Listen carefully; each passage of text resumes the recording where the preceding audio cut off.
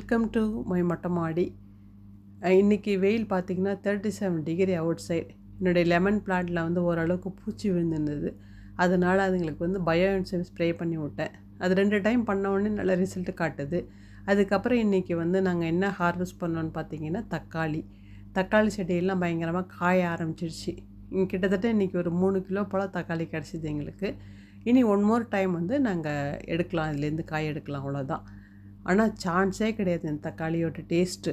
நம்ம வந்து சூப்பர் மார்க்கெட்டில் வாங்குறது எவ்வளோ தூரம் வதக்குனாலும் அது இருப்பு செட்டில் வதங்கவே வதங்காதில்ல. ஆனால் இதை சின்னதாக கட் பண்ணி ஜஸ்ட் 2 பீஸாக கட் பண்ணி போட்டு வதக்குனோம்னா கூட அப்படி தண்ணி மாதிரி கரைஞ்சி போகுது. அதில் என்ன டிஷ் பண்ணாலும் அவ்வளோ ஒரு டேஸ்ட்டாக இருக்குது.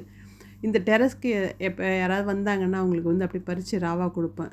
அதை கழுவிட்டு சாப்பிடும்போது அவங்க சொல்லுவாங்க அவ்வளோ டேஸ்ட்டாக இருக்குது அப்படின்னு. அதனால் உங்கள் வீட்லேயும் இந்த மாதிரி எதாவது இடம் இருந்தது அப்படின்னா சின்னதாக தக்காளி செடி வச்சு பாருங்களேன். ஹாப்பினஸ்க்கு அளவே கிடையாது. அதுக்கப்புறம் அடுத்தது என்ன பண்ணேன்னு பார்த்தீங்கன்னா பாலக்கு வந்து நான் விதைக்காக விட்டு வச்சுருக்கேன். எப்பயுமே நான் வந்து மார்க்கெட்லேருந்து வாங்கிட்டு வரும்பொழுது அந்த இலையெல்லாம் பறிச்சுட்டு வேரை மட்டும் நான் நட்டு வைப்பேன். அதுலேருந்து கிடைக்கிற கீரையெல்லாம் பறிச்சுட்டு கடைசியாக வந்து விதைக்காக விட்டு வச்சுருப்பேன். லாஸ்ட் இயர் கூட அப்படி தான் வச்சு நான் பாலக்கீரை வந்து எடுத்தோம். இந்த வருஷமும் அப்படி தான் பண்ணியிருக்கேன்.